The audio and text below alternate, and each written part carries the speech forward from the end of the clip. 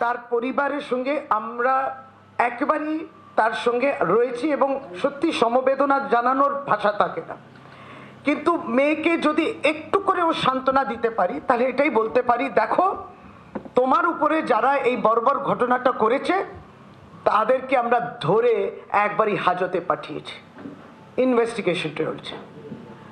আমরা এটাই বলি যে মেয়েটির ন্যায্য বিচার পাক। নিশ্চয়ই তার উপরে যে শারীরিক এবং মানসিক যন্ত্রণা, যেটা ট্রমা হয়েছে, সেটা আমরা পুরোপুরি আমাদের সহানুভূতিও বলবো না, আমরা একজন নাগরিক হিসেবেও, একজন এই সমাজে থাকি, এই দেশে থাকি, আমরা কিন্তু পুরোপুরি তার সঙ্গে রয়েছি। সে বলুক, তার পাশে আমরা রয়েছি। এইটা চলতে পারে না, এটা হতে পারে না, এবং এটাই তো আমরা আমাদের পার্টির পক্ষ থেকে বলা। এই যে রাজনীতি আনার আবার একটা অপরাধ হবে, রাজনীতি প্রবেশ করবে, যারা রাজনৈতিকভাবে দেউলিয়া পশ্চিমবাংলায়, সে বিভিন্ন তার রাজনৈতিক দল নিয়ে চলে এসছে তাদের রাজনীতি, বিভিন্ন ব্যাখ্যা দেখবেন। আপনাদের সামনে কথাটা বলেছে জানি না, আমরা জানি সোশ্যাল মিডিয়াতে এটা চলছে। আসুন না, আলোচনাটা এইভাবেই হোক যে অপরাজিতা বিল, যেটা আমাদের বিধানসভা, পবিত্র বিধানসভায় পাশ হয়ে গেছে 10 মাস আগে সর্বসম্মতভাবে, মেয়েদের পক্ষে বিল, অপরাধ হলে কঠিন শাস্তি, মৃত্যুদণ্ডও হতে পারে। কে আটকে রেখেছে? বিধানসভা পাশ হওয়া সর্বসম্মতভাবে, এখানকার বিধায়করা যারা মানুষ দ্বারা নির্বাচিত, এটা মানুষের কথা, তাদের দাবি অপরাজিতা বিল আইন হোক। কেন বিল হিসেবে রয়েছে? কারণ ভারতীয় জনতা পার্টি আটকে রেখেছে। রাজনীতি করতে চাই না। এখানে যদি ন্যায্য দাবি থাকে, সে রাস্তায় ওই বাঁদরামো আপনারা করবেন না, আপনারা এই বিলের সমর্থন করুন। এই বিলটা সমর্থন করে প্রেসিডেন্ট, সম্মানীয় রাষ্ট্রপতিকে বলে, কারণ এখানে পলিটিক্যাল ইঙ্গিত দেওয়ার চেষ্টা করছেন, আটকে রেখেছেন। এটা তো হতে পারে না যে মহিলার শরীর তো আপনাদের রাজনীতি করার জন্যে একটা যুদ্ধক্ষেত্র নয়, মহিলার শরীরকে সম্মান করতে হবে। ফলে আজকে আমরা বলি রাজ্য সরকারের পক্ষ থেকে তৎক্ষণিক আমাদের পুলিশ, হোম, যার আন্ডারে আসে, হোম অ্যাফেয়ার্স ডিপার্টমেন্টের আন্ডারে আসে, এবং এই কলকাতা পুলিশ ইতিমধ্যে তাদের টুইট আপনারা দেখেছেন, সমস্তটা আপনাদের সামনে রয়েছে। আমরা এটাই বলি যে বিভিন্ন স্তরেতে আমরা দেখি পশ্চিমবাংলা একমাত্র রাজ্য যে অপরাজিতা বিল করেছে। আমরা যে কোনো বললাম যে এই ধরনের ঘটনার তো কোনো তুলনা করা যায় না, যে তোমার রাজ্যে কথা হচ্ছে, আমার রাজ্যে কথা হচ্ছে, এইগুলো নিয়ে কোনো রাজনীতি হয় না। আর যেমনটি বললেন, মেয়ের শরীর নিয়েও রাজনীতি হয় না। সেখানে তার যন্ত্রণাটা তো বুঝতে হবে, তাকে তো সে সম্মান দিতে হবে, তাকে সে ন্যায্য, তার ন্যায় বিচার সঙ্গে সঙ্গে তার কাছে পৌঁছক। তাহলে সারা ভারতবর্ষে কি চিত্রটা আমরা দেখি, খুবই দুর্ভাগ্যজনক। প্রথমত অপরাজিতা বিল একমাত্র পশ্চিমবাংলা বলেছে, এই দাবি করেছে যে এই বিলটা আইন হোক, যাতে যথাযোগ্যভাবে যারা এই বর্বর অপরাধ করেন তাদের শাস্তি হবে, একটা ইঙ্গিত তো দিতে হবে সমাজের মধ্যে। এবং সেইখানে আমরা এটাই বলি, সারা ভারতবর্ষে বিভিন্ন রাজনৈতিক দল আর বলে এই অপরাধটাকে কেউ কেউ সংস্কারই বলেছে, সংস্কারী লোক, হ্যাঁ, তাদেরকে মালা পরিয়েছে। এগুলো তো আপনারা পশ্চিমবাংলায় দেখবেন না। আপনারা শাসক দল পশ্চিমবাংলার বিরুদ্ধে বলার চেষ্টা করে, পশ্চিমবাংলার শাসক দল এইগুলো নিয়ে আপোষও করে না, আর তাদেরকে মালা আর ফুল মিষ্টি দিয়ে তাদেরকে সম্বর্ধনাও দেয় না। সেটা যেখানে করে, সে কোন দল করে সকলেই জানেন। তাহলে এইগুলো তারা যখন প্রতিবাদ করেন, তাদেরকে তো বলতে হবে, দেখো তোমার যেখানে শাসন রয়েছে সেখানে মহিলাদের প্রতি কি সম্মান তোমাদের রয়েছে। ফলে এই কথা দিয়ে আজকে আবারও পুনরায় বলা যে কলকাতা পুলিশ অ্যাকশন নিয়েছে, এবং আমরা এটা নিয়ে সত্যি মর্মাহত এবং খুব বেদনা দিচ্ছে। এটা অত্যন্ত সিরিয়াস ঘটনা, এবং পুরো ইনভেস্টিগেশন হবে, এবং শাস্তি যেটা আছে, যাদেরকে ধরা হচ্ছে সে শাস্তি তারা পাবেন। এইটা আমার বলা ছিল। এরপরে বক্তব্য রাখবেন তৃণমূল কংগ্রেসের ছাত্র পরিষদের শাখার সভাপতি পশ্চিমবাংলা শ্রী তৃণাঙ্কুর ভট্টাচার্য। এবং আপনারা জানেন আজকে আমাদের এই গুরুত্বপূর্ণ প্রেস কনফারেন্সে আমাদের সঙ্গে উপস্থিত আছেন শ্রী কুণাল ঘোষ, যিনি আমাদের পশ্চিমবঙ্গ তৃণমূল কংগ্রেসের স্টেট সেক্রেটারি এবং আমাদের দলীয় স্পোক্সম্যান। তিনি তারপরে দাদা পরে বলবেন।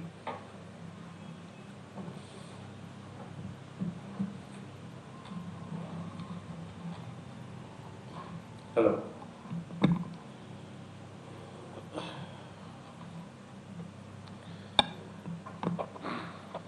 ধন্যবাদ জানাই শশীদিকে। তিনি শুরু করলেন এবং মোটামুটি বিস্তারিত বললেন। আমার পরে কুণাল দা বলবেন।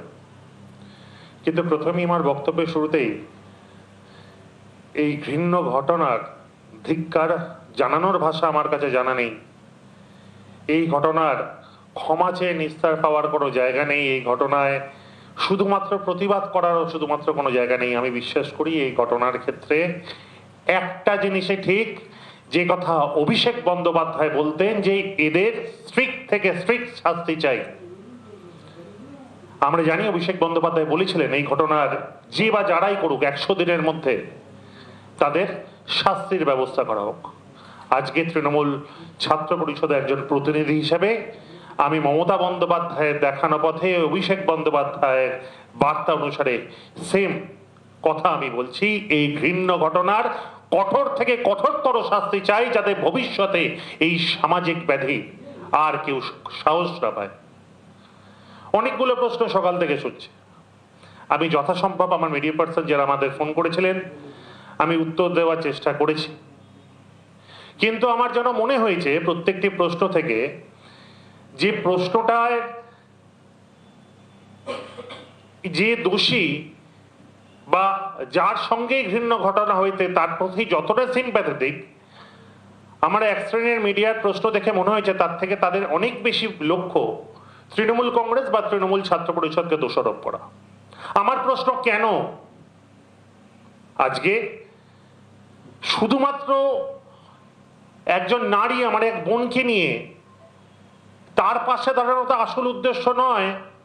এই সমাজ থেকে এই ব্যাধিটাকে চিরতরে নির্মম করে দেওয়ার কথা নয়। বারবার কথা মমতা বন্দ্যোপাধ্যায়ের দিকে কিভাবে আঙ্গুল তোলা যায়, অভিষেক বন্দ্যোপাধ্যায়ের দিকে কিভাবে আঙ্গুল তোলা যায় এবং দলকে কিভাবে কালিমালিপ্ত করা যায়। আর বিভিন্ন ক্ষেত্র থেকে সফট টার্গেট তৃণমূল ছাত্র পরিষদ। ওয়াই? আমি মিডিয়ায় বলেছি, প্রমাণ সহ বলেছি যে কি কবে কার কে কোথায় ছিল। আমি একবারও আমরা কেউ অস্বীকার করিনি যে না সে তৃণমূল ছাত্র পরিষদ করতো না। কিন্তু আজকে তাকে বারংবার বিভিন্ন মিডিয়া এবং বিভিন্ন পক্ষ থেকে বোঝানোর চেষ্টা করছে সে নাকি ওই কলেজে ইউনিট প্রেসিডেন্ট ছিল। আমি রাজ্য সভাপতি তৃণমূল ছাত্র পরিষদের হয়ে দায়িত্ব সহকারে বলছি, না, এমন কোনো ইউনিট সভাপতি আমাদের ছিল না। শুধু নয়, বিগত বেশ কয়েকদিন ধরে, বেশ কয়েক বছর ধরে সেই কলেজে তৃণমূল ছাত্র পরিষদের কোনো রানিং ইউনিট নেই। দ্বিতীয় কথা, কোনো এক সময় সে যখন ছাত্র অবস্থায় ছিল সে দক্ষিণ কলকাতা জেলার সবচেয়ে নিম্ন পোস্ট, মানে যারা যেখানে আপকামিং স্টুডেন্টদের আমরা ছাত্র নেতাদের তুলে আনি বলে ভাবি, সেই অর্গানাইজিং সেক্রেটারি আমরা আমাদের যে জেলার সভাপতি আছে সে সেই সময় করেছিল। কিন্তু আপনাদের জ্ঞাতার্থে জানিয়ে রেখে আমাদের 36খানা জেলা, 36খানা জেলাতেই প্রায় এরকম 50, 80, 100 জন করে আমরা ডিস্ট্রিক্ট কমিটি করি, কারণ যাতে আগামী দিনতে তুলে আনা যায়। এখন যদি আমাদের প্রশ্ন করেন যে 2019 সালে কেন তাকে কমিটিতে রাখা হয়েছিল, আমি আপনাদেরকে স্বীকার করে নিচ্ছি আমাদের একটি ব্যর্থতা রয়েছে যে আমরা জ্যোতিষবিদ্যা জানি না, তাই বুঝে উঠতে পারিনি যে 2025 সালে যদি সেই ঘটনা করে থাকে সেই ঘটনা করবে। আজকে যারা আপনাদের সংবাদ মাধ্যমের প্রতিনিধিরা আছেন, আপনারা দায়িত্ব নিয়ে কারো আপনার সংবাদ বন্ধুদেরও বলতে পারবেন যে তারা কি কি করবে বা করবে না ব্যক্তিগত জীবনে, তাদের দায়িত্ব আপনি নিতে পারবেন?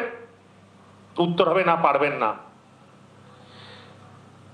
কিন্তু 2022 সালে তৃণমূল কংগ্রেসের জেলার তরফ থেকে, ছাত্র পরিষদের তরফ থেকে জেলা সভাপতি যেই কমিটিটা করেছিলেন সেই কমিটিতে কিন্তু এই ছেলেটির নাম নেই। কারণ আমরা প্রত্যেক সময় ভালো কাজ, ইম্পর্টেন্ট লিডারশিপ কেমন এগোচ্ছে সেই দেখে আমরা সিদ্ধান্ত নিই। কিন্তু তার মানে কিন্তু এই নয় যে সে কারোর ফলোয়ার হতে পারবে না। আমাদের দলের নেত্রীর নাম মমতা বন্দ্যোপাধ্যায়। আমি তৃণমূল ছাত্র পরিষদের শাখা সংগঠনের একটি সভাপতি। আমার তৃণাঙ্কুর ভট্টাচার্যের অধিকার নেই যে কাউকে বলা যে তুমি দল করবে না বা তুমি কাউকে ভালোবাসবে না, এটা আমার ইখতিয়ারভুক্ত নয়। আমি শুধু এইটা বলতে পারি যে শিক্ষার প্রগতি, সংঘবদ্ধ জীবন, দেশপ্রেমের যে পতাকা বহন করার দায়িত্ব মমতা বন্দ্যোপাধ্যায়, অভিষেক বন্দ্যোপাধ্যায় আমায় নেতৃত্বে দিয়েছেন। আমি এমন কোনো নেতা তৈরি করব না যারা সেই পতাকাকে সঠিকভাবে বহন করতে না পারে। শুধুমাত্র সেটা নয়, এই 2022 সালের কমিটির পর এটা ডিস্ট্রিক্ট যারা নিজের মতন করে সভাপতিরা কমিটি করতেন, তারপরে আরেকটি কমিটি 20 মার্চ 2023 এআইটিসির অফিসিয়াল পেজে রয়েছে। আপনারা যদি এই কমিটির, আমি আপনাদের সফট কপিও দিতে পারি, আপনারা যদি 20 মার্চ 2023 দেখেন, তারপরে আবার একটি নতুন করে জেলা এবং রাজ্য কমিটি হয়, সেইখানেও কিন্তু তার কোনো স্থান ছিল না। এবং পরবর্তী পর্যায়ে আপনারা জানবেন আমরা হেল্ডন রেখেছিলাম কলকাতার কমিটিগুলো। তো তার মানে সে আজকে কোনো কমিটিতে আছে, এটা কিন্তু কোনোভাবে মানা যায় না। কিন্তু আমার প্রশ্ন, সে তৃণমূল করে না, তৃণমূল করে না, তৃণমূল ছাত্র পরিষদ করে না, তৃণমূল ছাত্র পরিষদ করে না, এর দ্বারা কখনো বিচার হতে পারে না। আজকে যদি সে ধর্ষণ করে থাকে, সে একজন ধর্ষণের অ্যাকিউজড, এইভাবেই তার বিচার করা উচিত।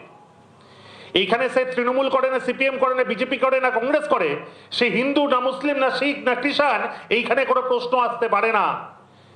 এইখানে একটাই প্রশ্ন হবে, সে একজন ধর্ষক, এইভাবেই বিচার করতে হবে, তবেই সমাজ থেকে এটাকে চিরস্তরে দূর করতে হবে। আজকে বিজেপি বড় বড় কথা বলছে, বিভিন্ন তাদের সোশ্যাল মিডিয়ায় পোস্ট দেখছি। আমি আজকে তাদেরকে প্রশ্ন করি, তারা কোথায় ছিলেন যখন স্বয়ং রাজ্যপালের নামে শ্লীলতাহানির অভিযোগ আছে?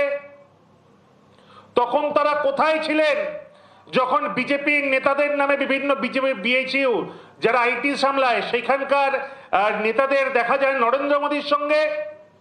আজকে তারা আমাদের সঙ্গে ছবি দিচ্ছেন। কই যদি তারা ছবি দেন, আমরাও এই ছবিগুলোকে তুলে ধরতে পারি, তুলে ধরে প্রশ্ন করতে পারি, এরা কারা, এরা কারা। আমি অনুরোধ করবো কুণাল দাকেও তাদের ছবিগুলো তুলে ধরার জন্য, এরা কারা।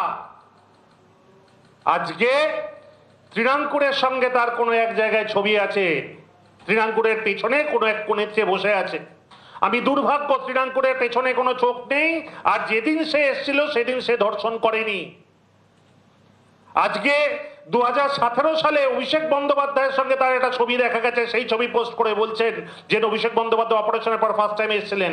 আমি দুর্ভাগ্য, আমি জানি না অভিষেক বন্দ্যোপাধ্যায়ের পক্ষে বোঝা সম্ভব কিনা যে সে আজকে 2017 সালে ছবি তুলেছে, 2025 সালে সে ধর্ষণ করবে। আজকে কালিমালিপ্ত করা শুধুমাত্র, আজকে বাংলার মানুষকে ভুল বোঝানো।